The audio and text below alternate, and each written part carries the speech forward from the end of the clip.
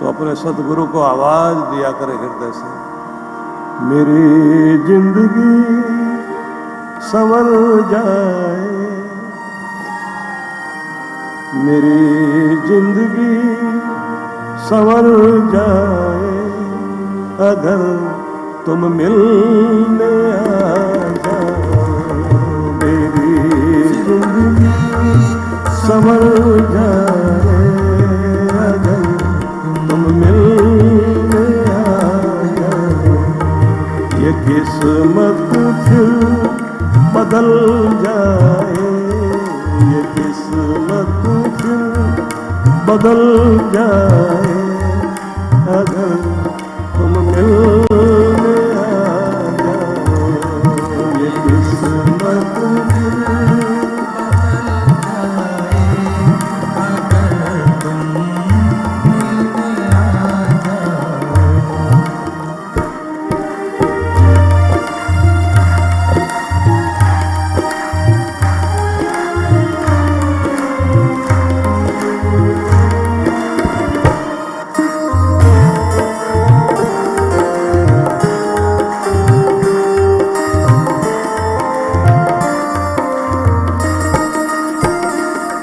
छलकते आँख के आंसू कहीं बेकार न जाए।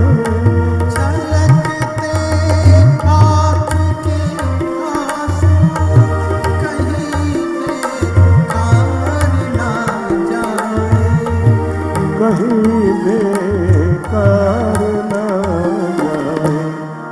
चरण छूकर बने मोती, चरण छूकर बने मोती, अगर तुम मिलने आ जाओ। चरण छूकर बने मोती, अगर तुम मिलने आ जाओ। मेरी जिंदगी संवर जाए, अगर तुम मिलने आ जाओ। मेरी जिंदगी संवर जाए, अगर तुम मिलने आ जाओ।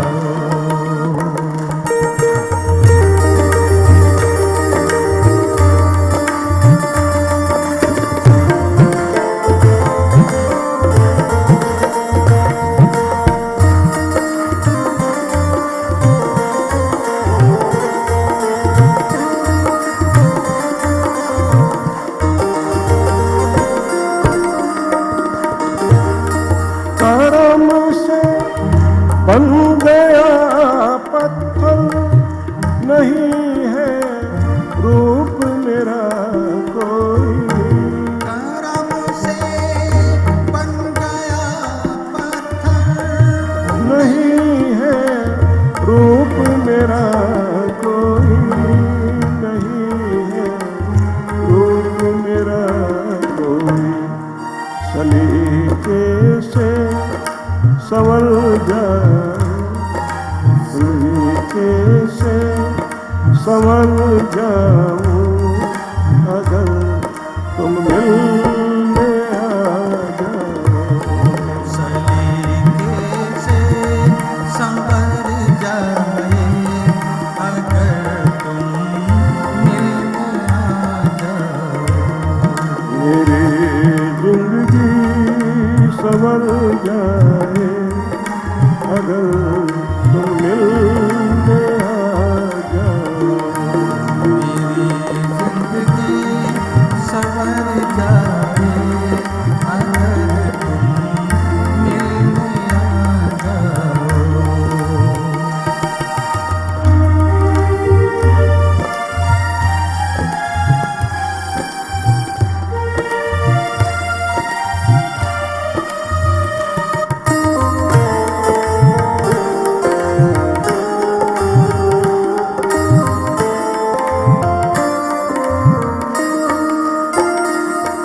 भटकता रहता हूँ गर्दन तेरे दीदार की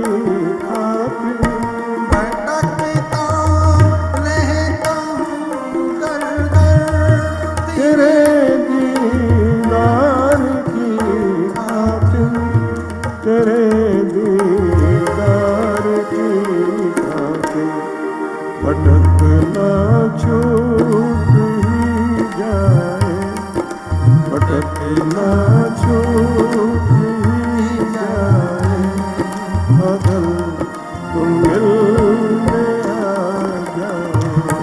भटकना छूट ही जाए, अगर तुम मिलने आ जाओ। याद रखिए, किसी भी जीवन में उसकी ऊंचाई उसी के अनुसार बढ़ती है जितना उस व्यक्ति की श्रद्धा, आस्था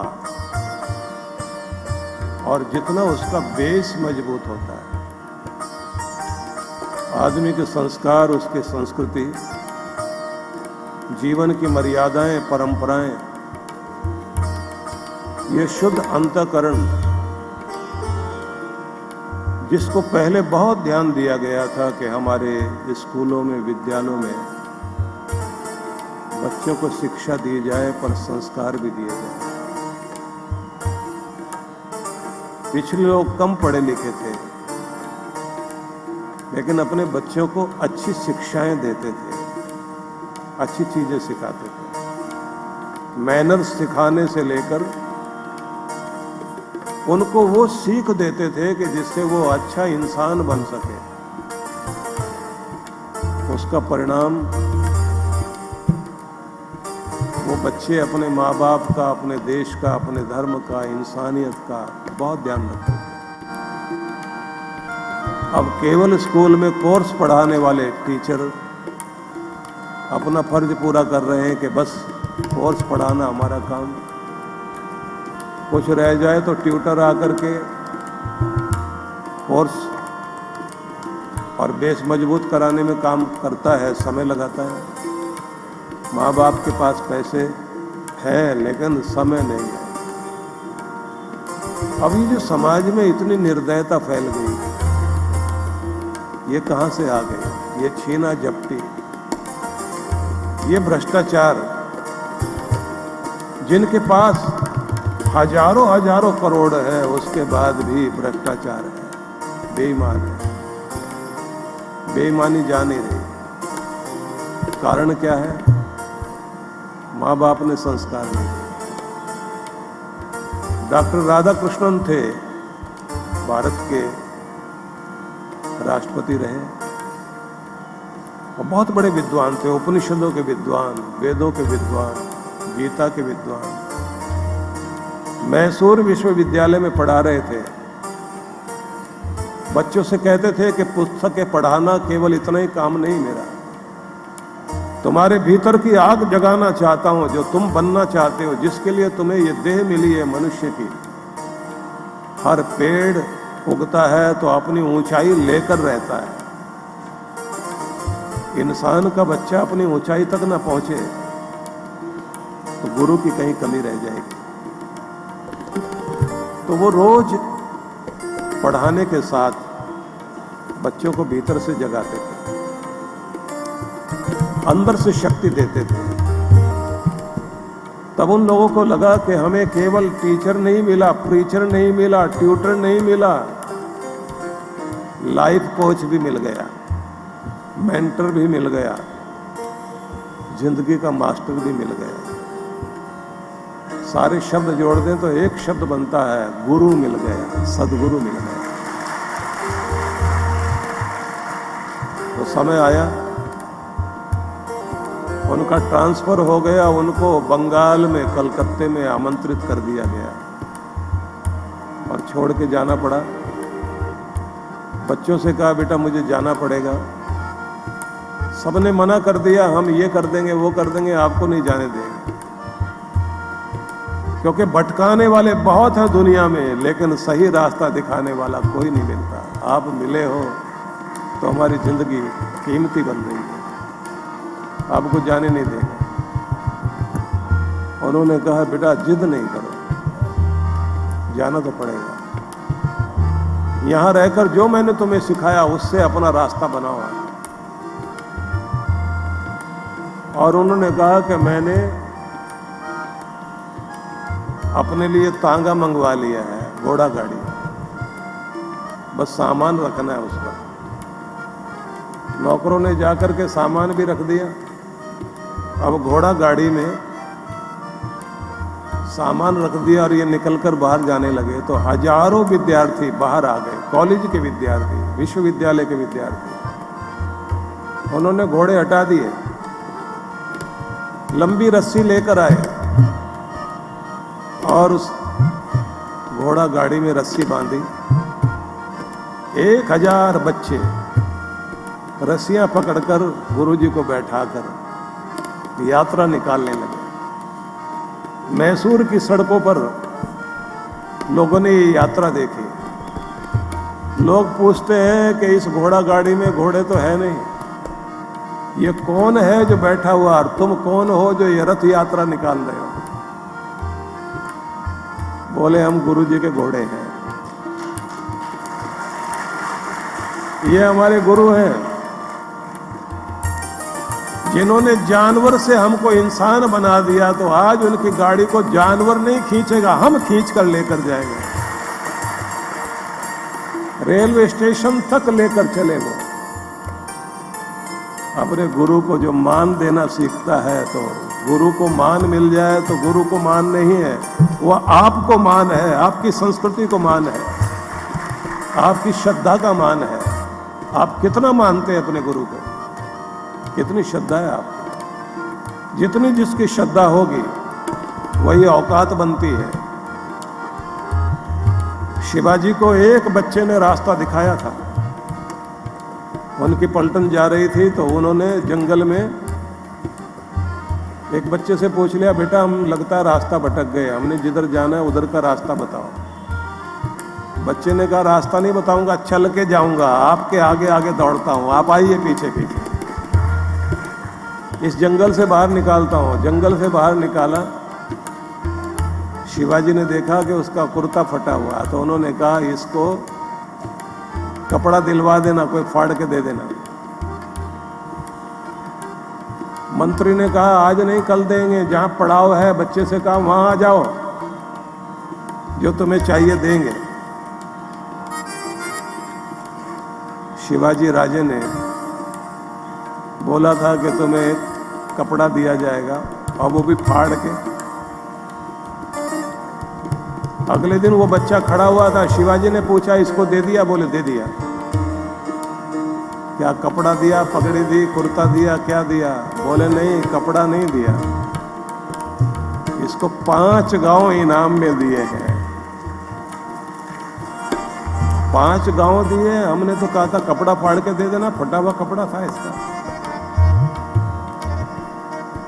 मंत्री हाथ जोड़ के खड़ा हो गया, शिव बा देने वाला कौन है? अगर मेरा राजा दे रहा है तो फिर वो कपड़ा फाड़ के नहीं देगा, अपनी औकात के हिसाब से देगा। मेरा राजा बड़ा हृदय वाला है। तो शिवाजी मुस्कुरा दिए, बोले महाराज हैसियत के अनुसार दिया जाता है ना, आपकी हैसियत कितनी बड़ी है, आपसे बढ़कर राजा कौन है दुनिया में? आप तो जनता के राजा हो, और जो जनता का राजा है ना, यहां भी नाटक चलता है ना जानता राजा का। कहा कि जो जनता का राजा है वो अपनी जनता के लिए अपना हृदय खोल के रखता है।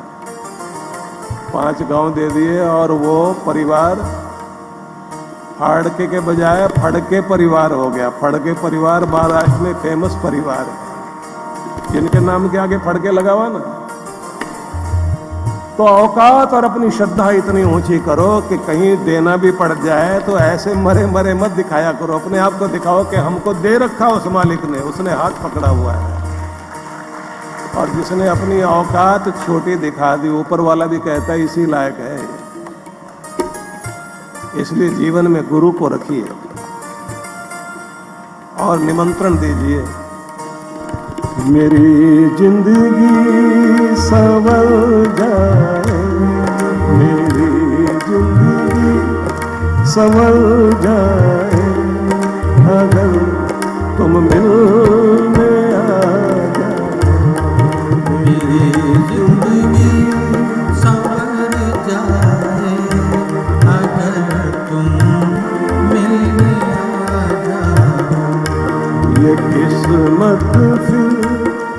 बदल जाए, ये किस्मत बदल जाए, अगर तुम दिल में आ जाओ, किस्मत बदल जाए, अगर तुम दिल में आ जाओ।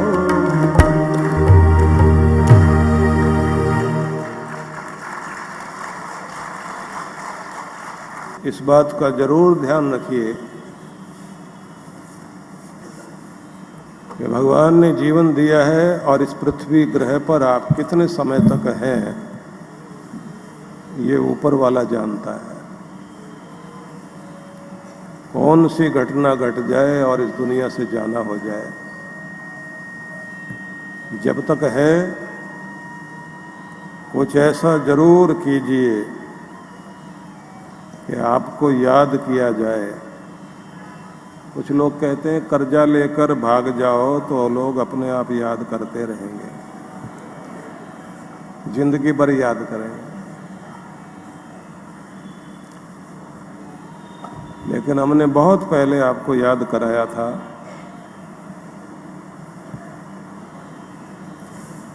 कि 4 चीजों में 2 चीजें ऐसी जो रहनी चाहिए और 2 चीजें ऐसी जो नहीं रहनी चाहिए। न सिर पर कर्ज रहे, न शरीर में मर्ज रहे। तो इस बात का हमेशा ध्यान रखो, शरीर में रोग ना बढ़े, मर्ज ना रहे और सिर पर कोई कर्ज ना रहे। ये 2 चीजें रहनी नहीं चाहिए और 2 चीजें रोज रहनी चाहिए। फर्ज निभता रहे, अर्ज होती रहे, अरदास भगवान की हर दिन होती रहे और फर्ज निभता रहे। तो इसको हमने याद कराया था आपको बहुत पहले कि ये 4 शब्द हैं, अर्ज, मर्ज, कर्ज, फर्ज। तो इसको ऐसे जोड़ लेना है, कर्ज, मर्ज, अर्ज, फर्ज। अर्ज फर्ज रोज निभे और जिंदगी में 2 चीजें न रहें, ना कर्ज रहे सिर पर, न शरीर में कोई मर्ज रहे, तन से भी निरोग और किसी की देनदारी बाकी न रहे। सबके कर्जे चुका कर जाओ और फर्ज निभाओ अपने। दुनिया में कुछ भी अपने बच्चों पर भी बोझ छोड़ के नहीं जाना चाहिए। और वैसे भी देखा जाए तो आप न जाने किस किस के कर्जे उतारने के लिए आए हो दुनिया में। बड़ा विचित्र लगता है कि एक पिता सबके लिए काम करता हुआ, एक माँ सबके लिए दौड़ भाग कर रही है। जिनके लिए दौड़ भाग करती है उनको परवाह ही नहीं, जिनके लिए नींदें कुर्बान की है उसको परवाह नहीं है, जिसको अपने जिगर का खून देकर पाला है उसको परवाह नहीं है, और जिसको अपना मुंह का निवाला भी अपने मुंह में नहीं डाला, अपने बच्चे को खिलाया, उसको परवाह नहीं है। जिसको कभी रोने नहीं दिया वो आपके आंसुओं को देखकर उसको परवाह नहीं है। बुढ़ापा आ गया, बेबसी शरीर में आ रही है और वो कहते हैं खाना तो दे ही रहे हैं हम लोग, कपड़े दे रहे हैं, और क्या चाहिए। ये तो जेल में भी मिलता है, खाना भी मिलता है, कपड़ा भी मिलता है, मकान भी मिलता है। आप जेल में रह रहे हो क्या? आदमी को प्यार चाहिए, अपनापन चाहिए, अपने लोग साथ आकर बैठे हैं, जिंदगी उससे चलती है ना। तो जब तक इस दुनिया में हो, जिस जिसके कर्जे उतार सकते उतारो, जिस जिसके फर्ज निभा सकते निभाओ। दाता बनकर जीना, हाथ फैलाने वाले मत बनना। आखिर तक अपना काम खुद करना है, देकर खुश होना। बाबा तुलसी ने एक संदेश दिया, प्यारा संदेश है उनका, कि रात की शोभा चंद्रमा से है, दिन सजता है सूरज के कारण। जिंदगी की सजावट वो कहते हैं भक्ति से होती है। जीवन को सजाना है तो भक्ति से सजाइए। जिसके जीवन में परमात्मा की भक्ति, गुरु की भक्ति, राष्ट्र की भक्ति, उसका जीवन सजा हुआ। मैंने आपसे कहा था सवेरे कि फ्रांस में एक स्थान है जहां उन लोगों के स्मारक बनाए गए हैं जिन्होंने अपने देश को सुरक्षित रखने में अपने देश के लिए जान की बाजी लगाई। लोग जाकर वहां सैल्यूट करते हैं और उनसे कहते हैं, हम गर्व करते हैं कि तुम थे, तुम्हारे कारण हम हैं, तुम अगर ना होते तो हम सुरक्षित ना होते, हमारी आन बान शान ना होती, दुनिया में फ्रांस को जाना ना जाता,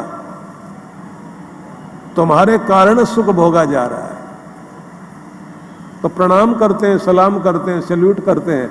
उसके बाद एक और काली कोठरी है जहां जाते हैं लोग, वहां उनके नाम है जो गद्दार थे देश के। फिर उनको लानत भेज के आते हैं कि लानत है तुमको, तुमने अच्छा नहीं किया, तुम किस माँ बाप की संतान थे और क्या कर बैठे। तो जिसकी भक्ति कुल खानदान को ऊंचा कर दे। आज कुछ लोग बैठे थे, हम चर्चा कर रहे थे अभी थोड़ी देर पहले। मैं उनसे कह रहा था, मैंने कहा जब उल्लासनगर में आता हूं तो यहां एक स्टैचू देखने को, एक मूर्ति देखने को मिलती है जो पूरे भारत में मैंने और जगह नहीं देखी। भारत देश का एक प्रहरी, एक राजा, सिंधु नरेश, सिंध की धरती का महाराजा, नाम था दाहिर सेन। वो बाहर के आक्रांता 10,000 लोग जो आकर छल से, बल से, जैसे उन्होंने आक्रमण किया, भारत का वो पहला ऐसा दुखद इतिहास की घटना है जिसके कारण भारत का गौरव जाता रहा, क्योंकि उस व्यक्ति ने भारत को गौरव दिलाने के लिए पहला व्यक्ति था जिसने 10,000 लोगों का सामना करते वीर गति प्राप्त की, और जिसने आक्रमण किया था, पिता का बदला लेने के लिए दोनों बेटियां जाकर के उसको भी खत्म करके आई और अपना बलिदान दिया। ऐसे दाहिर सेन का परिवार,